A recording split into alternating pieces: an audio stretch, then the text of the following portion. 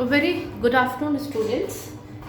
आज हम लोग मार्केटिंग वाले बच्चों को एडवर्टीजमेंट मैनेजमेंट पढ़ना है। ठीक है, एडवर्टाइजिंग मैनेजमेंट बोलिए या एडवर्टीजमेंट मैनेजमेंट बोल लीजिए। तो आज हम लोग डिस्कस करेंगे कि एडवर्टीजमेंट मैनेजमेंट में बच्चों को क्या पढ़ना है, यानी व्हाट इज योर सिलेबस, है ना, और what are the different topics which you have to study, यानी बहुत से ऐसे टॉपिक्स हैं जो आपको पढ़ने हैं। तो आज हम लोग उसके बारे में डिस्कस करेंगे। तो सिंपल, आपका जिनका भी सेमेस्टर वन में जिनका भी मार्केटिंग था उनको सेमेस्टर 2 में MIC में आपको एडवर्टाइजिंग मैनेजमेंट पढ़ना है। क्या पढ़ना है? एडवर्टाइजिंग मैनेजमेंट पढ़ना है।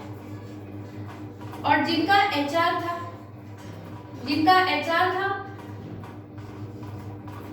HR यानी ह्यूमन रिसोर्स डेवलपमेंट, जिसका HR था ह्यूमन रिसोर्स मैनेजमेंट, ठीक है, उनको क्या पढ़ना है?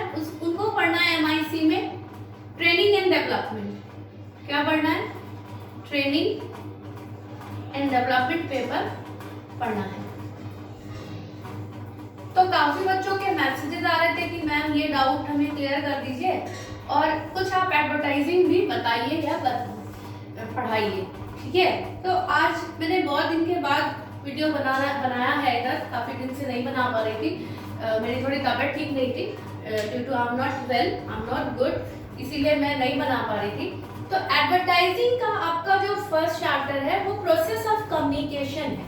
ठीक है, प्रोसेस ऑफ कम्युनिकेशन आपने बहुत बार पढ़ा है, तो मुझे लगता है कि इसको आपको बार बार बताने की जरूरत नहीं है।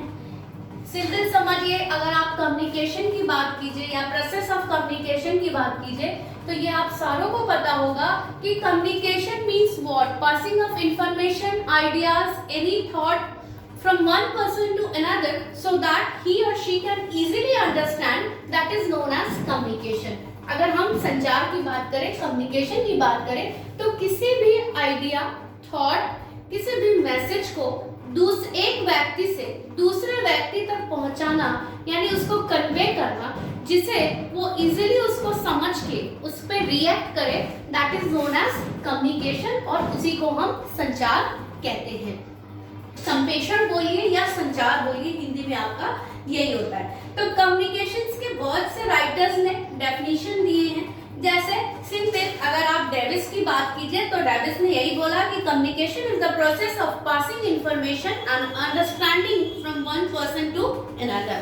ठीक है, तो कम्युनिकेशन में हम लोग ज्यादा डिटेल में नहीं जाएंगे, क्योंकि आपका बिजनेस कम्युनिकेशन में भी मैंने आपको बताया है कि कम्युनिकेशन क्या होता है। सिंपल समझिए, आप किसी भी पर्सन को, यहाँ पर कोई पर्सन है, ये पर्सन दूसरे व्यक्ति को कुछ भी कम्युनिकेट कर रहा है किसी तरह का आइडिया, किसी भी तरह की आइडिया, मैसेज या किसी भी तरह का थॉट। ठीक है, तो ये इस पर्सन ने बी को मैसेज कन्वे किया, तो बी को इजीली अंडरस्टैंड होना चाहिए, that is known as communication. इसी को हम कम्युनिकेशन कहते हैं कि प्रॉपर ए ने जो भी मैसेज किया बी को, बी उसे समझ के और उस हिसाब से उसको रिप्लाई करे, that process is known as communication. अब आप में कम्युनिकेशन को इफेक्टिव कम्युनिकेशन बनाने के लिए कुछ एस्पेक्ट्स बताए गए हैं, यानी आज इफेक्टिव कम्युनिकेशन अगर हम बात करें, when we talk about an effective communication, तो मेनली हमारे 3 एस्पेक्ट्स बताए गए हैं। एथिकल एस्पेक्ट्स, जो एथिक्स को डिनोट करता है, ठीक है, ethical aspects, legal aspects,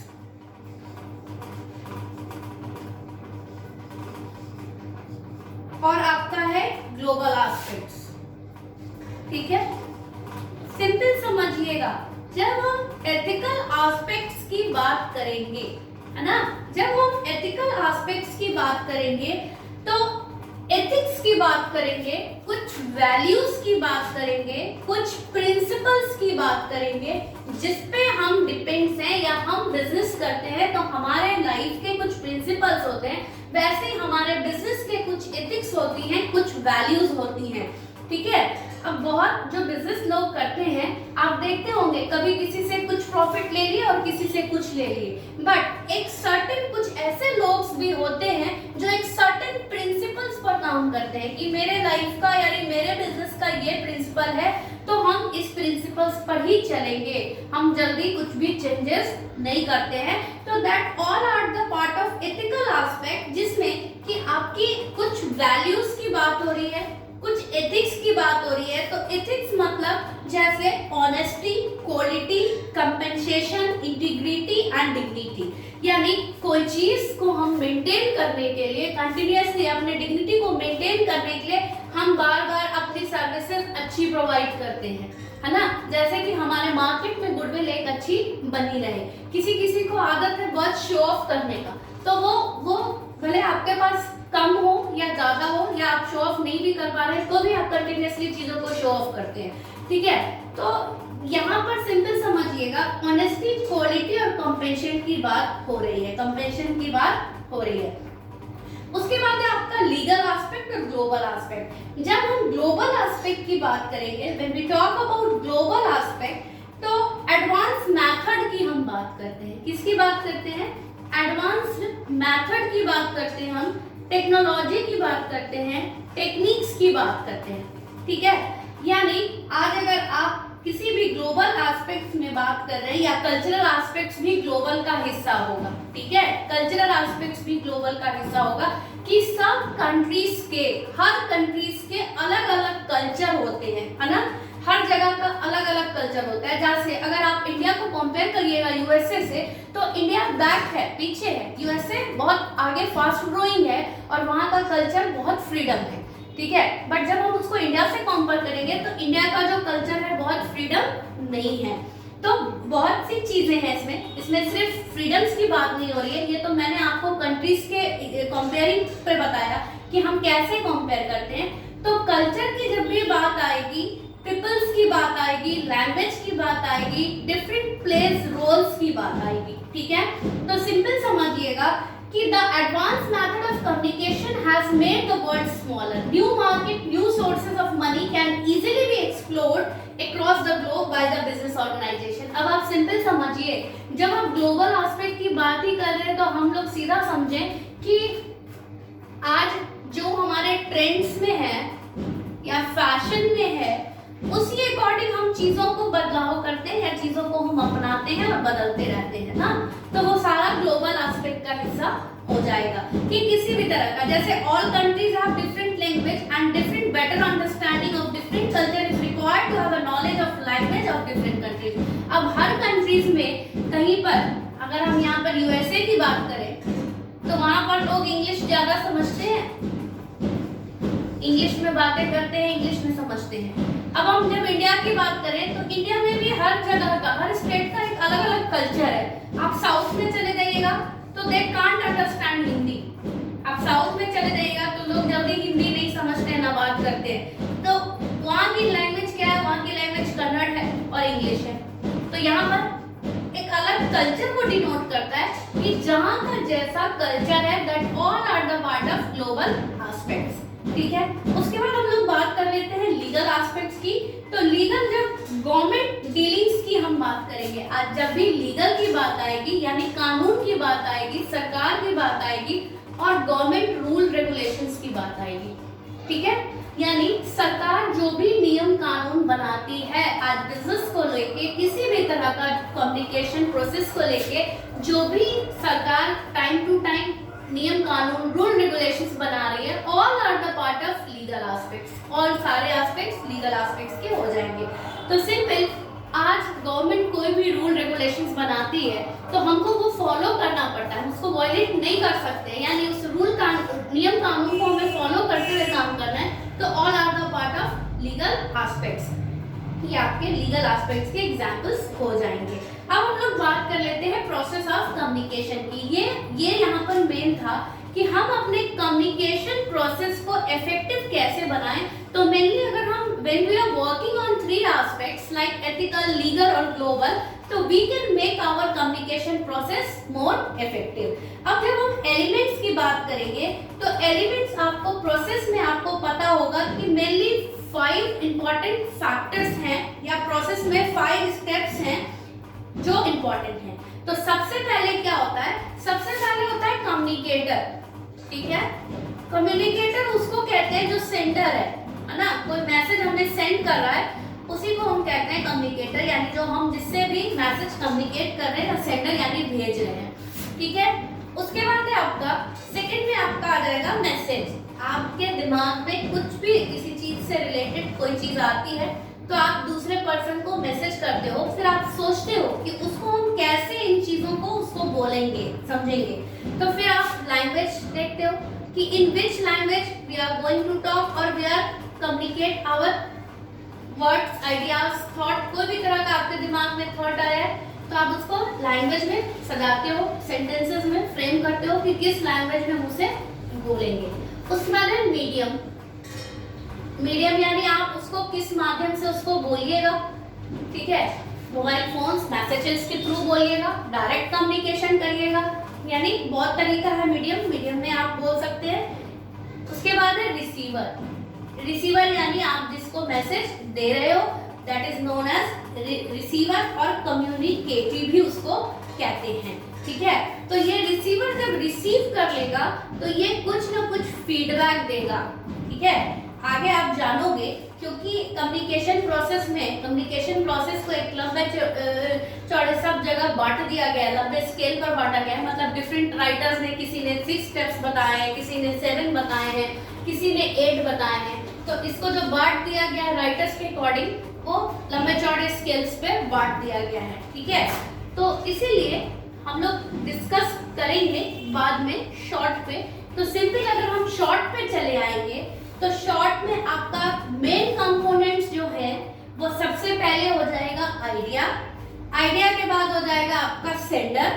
sender के बाद हो जाएगा मैसेज, ठीक है। मीडियम ऑफ ट्रांसमिशन और रिसीवर और फीडबैक। अब जैसे यही प्रोसेस है, बस इसमें इसने एक लैंग्वेज को हटा के मीडियम कर दिया, ठीक है। लेकिन सिंपल समझिएगा, अब आपके दिमाग में कोई भी थॉट, आइडिया आया, ठीक है, कोई भी थॉट, आइडिया आया तो आप उसको बोलोगे। पहले तो आप प्लान करोगे कि उसको हम किस फॉर्म में बोलेंगे। तो you will make a form कि हम उसको मैसेज फॉर्म में बोलेंगे। फिर तो हम किस लैंग्वेज का यूज करेंगे। यहाँ लैंग्वेज यानी जेस्चर्स की बात हो रही है कि अगर हम उसको किसी से आप देखते होगे कभी टफ लैंग्वेज में बात करते हो। टफ यानी कहने का मतलब है रूड, और कभी कभी आप पोलाइट बात करते हो, कभी कभी कुछ बातें। तो it depends upon the situation. ये सारी चीजें सिचुएशन पे डिपेंड करती है और आपकी मेंटल एबिलिटी पे डिपेंड करती है कि how you think about this thing. आप कैसा सोच रहे हो, जैसा आप सोचोगे ना वैसे ही आपका यहाँ से वर्ड्स भी आपका स्पोकन वैसे ही होता है। तो लैंग्वेज की बात हो रही है, फिर मीडियम की बात हो रही है कि किस माध्यम से हम उसको कम्युनिकेट करेंगे, फिर रिसीवर की बात हो रही है कि वो रिसीव करेगा मैसेज और ही और she will give the feedback. क्या सही है क्या गलत है वो फिर फीडबैक देगा। तो ये था आपका प्रोसेस ऑफ कम्युनिकेशन, जिसको अलग अलग राइटर्स ने बहुत सारा आपके फर्स्ट चैप्टर में बहुत लंबा चौड़ा इसको डिवाइड किया गया है। जैसे कि आपका मुर्फी मॉडल के अकॉर्डिंग जो है 5 पॉइंट्स मेनली बताए गए हैं, ठीक है। उसका थिल एंड बॉविल्स डॉविल मॉडल के अकॉर्डिंग आपके 5 पॉइंट बताए गए हैं। वैसे ही शेनन विवर मॉडल के अकॉर्डिंग आपके 6 पॉइंट बताए गए हैं। तो सारे अलग अलग पॉइंट्स हैं, बट जब हम बेसिक प्रोसेस ऑफ कम्युनिकेशन की बात करेंगे तो यही दिमाग में याद रखिएगा, कम्युनिकेटर, ठीक है।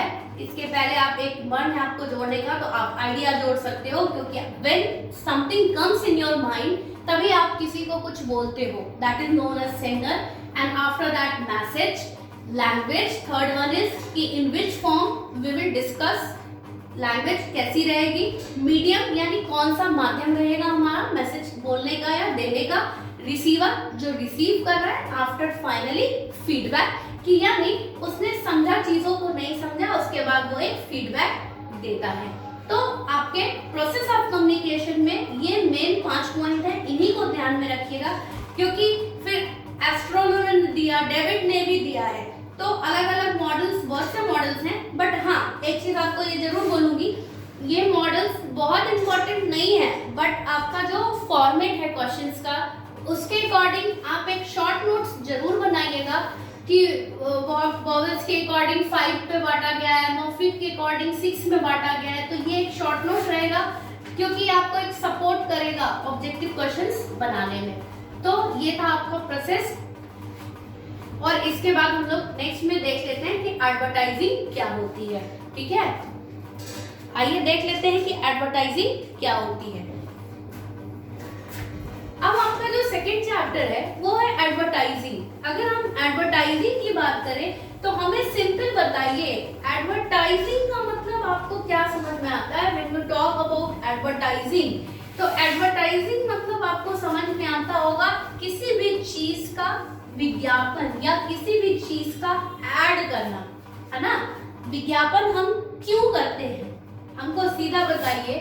अगर हम एडवर्टाइजिंग की बात करेंगे, एडवर्टाइजिंग मैनेजमेंट की बात करेंगे, कि आपके पेपर का नाम जो है वो है एडवर्टाइजिंग मैनेजमेंट। लेकिन जब हम एडवर्टाइजिंग की बात करेंगे तो एडवर्टाइजिंग मतलब होता है कि एड्स, ठीक है। अब एडवर्टाइजिंग जो वर्ड है वो आपका कहां से आया है, ठीक है। तो ये सारी चीजें ध्यान में रखिएगा कि एडवर्टाइजिंग जो है कंसिस्ट ऑफ ऑल एक्टिविटी। एक एडवर्टाइजिंग वर्ड जो है वो कंसिस्ट ऑफ ऑल एक्टिविटी होता है। तो ये जो simple advertising consist of all activity which involve presenting to a group और non personal oral visual messages regarding the product. अगर आप सिंपल, हम बुक की भाषा पे नहीं जाएंगे, आप सिंपल समझिए। आज हम मार्केट में जाते हैं, तो किसी भी प्रोडक्ट की हम एडवर्टाइजिंग क्यों करते हैं। आप बिजनेसमैन हो, आप प्रोडक्ट्स मैन्युफैक्चरिंग कर रहे हो, प्रोडक्ट्स बना रहे हो, तो अपने मार्केट में, एक मार्केट एरिया में आप अपने प्रोडक्ट्स की एडवर्टाइजिंग इसलिए करते हो कि ये आपका जो प्रोडक्ट है ये लंबे समय तक मार्केट में सरवाइव करे, ठीक है। मान लीजिए कि ये ए प्रोडक्ट है और ये बी प्रोडक्ट है, ठीक है। आज हम इसकी एडवर्टाइजिंग क्यों करते हैं कि कस्टमर्स को हम सही इंफॉर्मेशन दे सके अपने प्रोडक्ट्स के बारे में। कोई भी प्रोडक्ट है, A B C X Y Z, any product is there, तो मार्केट में हम इंफॉर्मेशन दे सकते हैं प्रोडक्ट के बारे में, that is known as advertising, ठीक है। इसी को हम लोग एडवर्टाइजिंग के नाम से जानते हैं। लेकिन अगर आप एडवर्टाइजिंग के लैटिन वर्ड की बात करेंगे, एडवर्टाइजिंग जो वर्ड है ये एक लैटिन वर्ड से लिया गया है। कहां से लिया गया है? एक लैटिन वर्ड से लिया गया है। तो जो लैटिन वर्ड से लिया गया है उसका मतलब है एडवर्टो। क्या है? एडवर्टो, जिसको एड मींस टुवर्ड्स, ठीक है।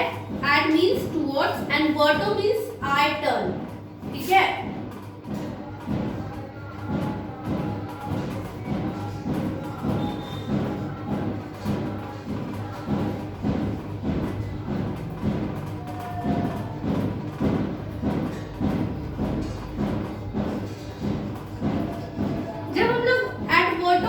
करते हैं तो ये एक लैटिन वर्ड से मीनिंग निकलती है और एडवर्टो वर्ड से लिया गया है। तो एडवर्टाइजिंग सिंपली मींस होगा to turn attention toward a specific thing, ठीक है। To turn towards attention toward a specific thing. Simple समझिए, ये कोई प्रोडक्ट है आपका, ए नाम का कोई प्रोडक्ट है, इस प्रोडक्ट के सामने, इस प्रोडक्ट पर स्पेसिफिक नजर डालना, that is known as advertising. तो आप जब मार्केट में अपना प्रोडक्ट लॉन्च करते हो तो इस प्रोडक्ट को आप मार्केट में दिखाते हो, है ना, दिखाते हो, इसकी स्पेसिफिक चीजों को दिखाते हो, इसकी स्पेशलिटी को बोल लो या स्पेसिफिक क्वालिटी को बोल लो या स्पेसिफिक फीचर्स भी बोल सकते हो, क्योंकि जैसा हमारा प्रोडक्ट होता है उसी हिसाब का वर्ड यूज करते हैं। तो हम इसके स्पेसिफिक फीचर्स के बारे में बताते हैं और इस प्रोडक्ट के बारे में ओवरऑल इंफॉर्मेशन देते हैं। ओवरऑल इंफॉर्मेशन की जब बात होगी तो ओवरऑल इंफॉर्मेशन मींस व्हाट? कि इसका क्या यूजेस है, कैसे हम इसका इस्तेमाल करेंगे, ठीक है, इसको किस कंपनी ने प्रोडक्ट बनाया है। आप कोई भी प्रोडक्ट को उठा के देख लीजिएगा तो आपको एडवर्टाइजिंग का सिंपल एग्जांपल आ जाएगा कि ओवरऑल किसी भी चीज के बारे में, प्रोडक्ट के बारे में बताना वो एडवर्टाइजिंग कहलाएगा।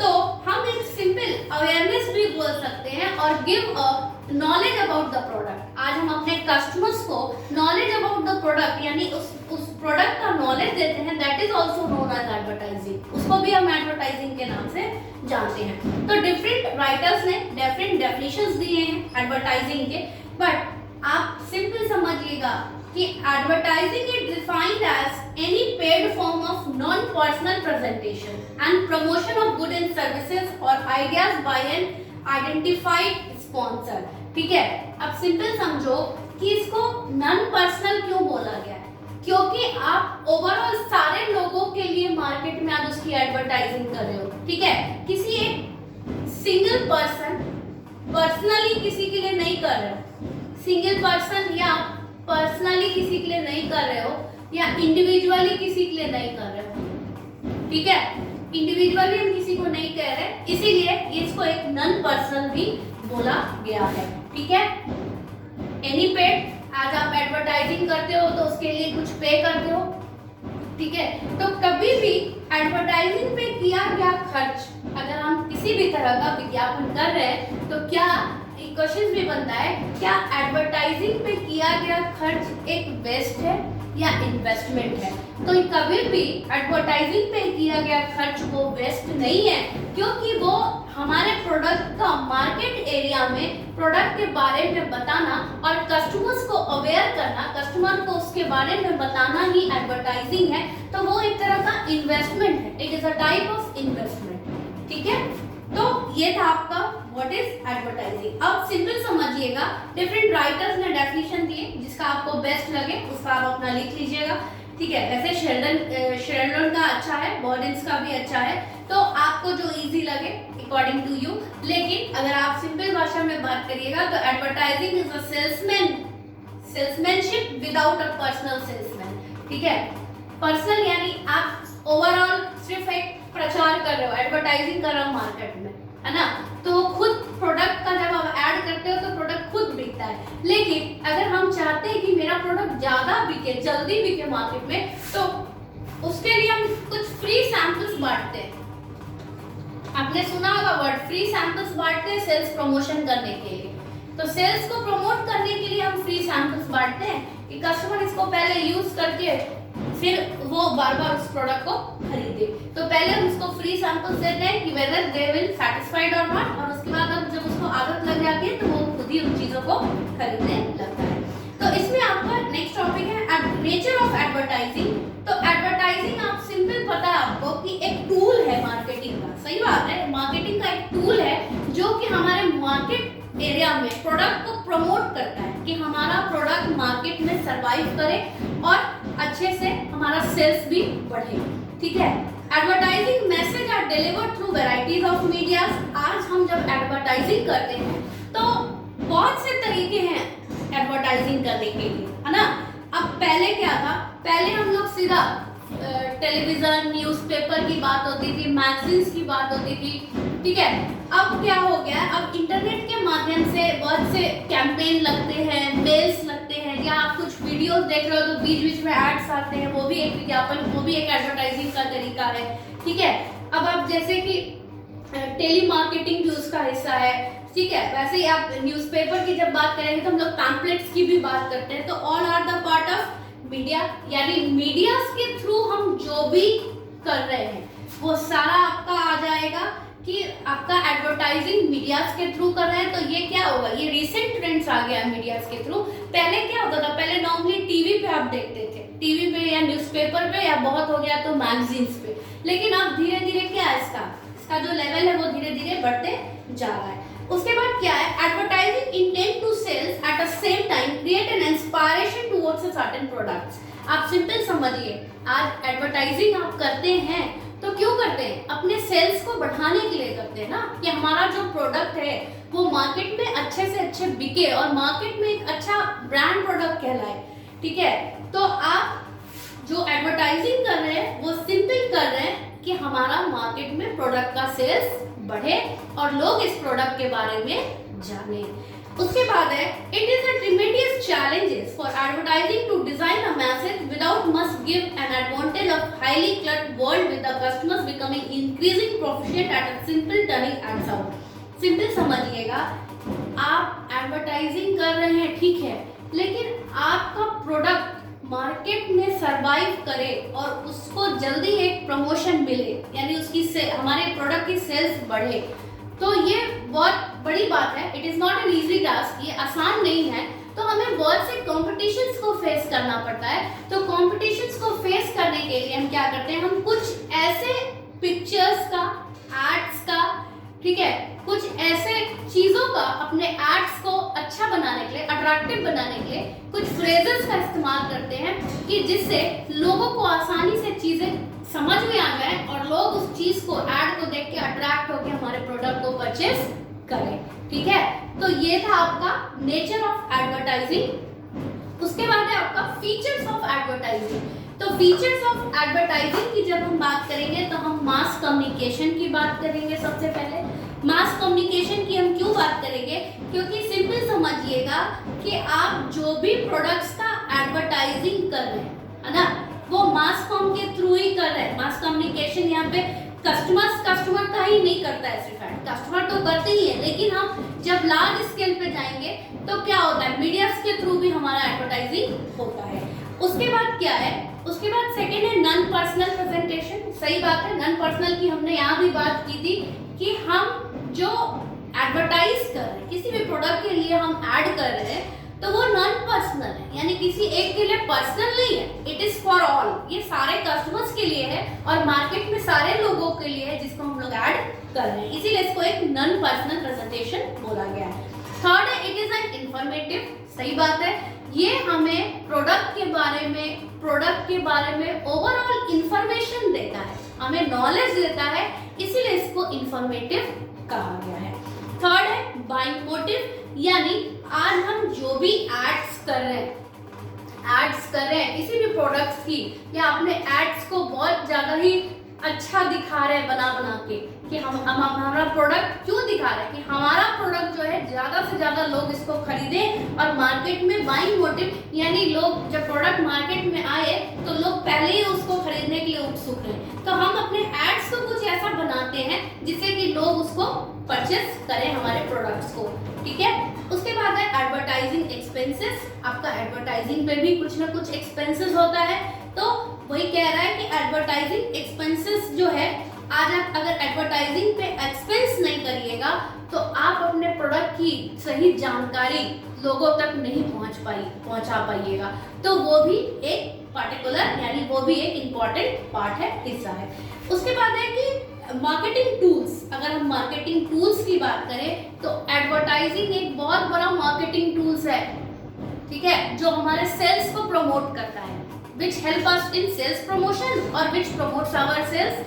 सिंपल समझिएगा, आप ऐड कर रहे हैं चीजों का, तो मार्केट में ऐड करिएगा। आज के डेट में आपको पता होगा कि मार्केटिंग फंडा है कि जो दिखता है वो बिकता है ना। बहुत लोगों को हैबिट है कि हमें दिखाने की जरूरत नहीं है, जो है सो है, ठीक है। अब बहुत की हैबिट होती है कि जो है सो है, तो आज का जो मार्केटिंग फंडा है, जो दिखता है वही बिकता है। तो आज के डेट में लोग दिखाना ज्यादा सीख लिए, भले उनको आता हो कुछ नहीं आता हो, लेकिन फेंकेंगे बहुत बड़ा बड़ा, ठीक है। तो सिंपल सी बात है, ये सेल्स प्रमोशन, एडवर्टाइजिंग एक सेल्स को प्रमोट करने का बहुत अच्छा तरीका है। उसके बाद है आइडेंटिफाई स्पॉन्सर। बहुत से जो स्पॉन्सर होते हैं, आप देखते होंगे कि ये उसको स्पॉन्सर कर रहा है, या जैसे आप मैचेस वगैरह देखते हो, है ना, अभी जैसे आईपीएल वगैरह चल रहा है तो ये टीम को स्पॉन्सर कर रहा है, या जियो करा रही है, तो बहुत सी बड़ी बड़ी कंपनी जो है स्पॉन्सर करती हैं।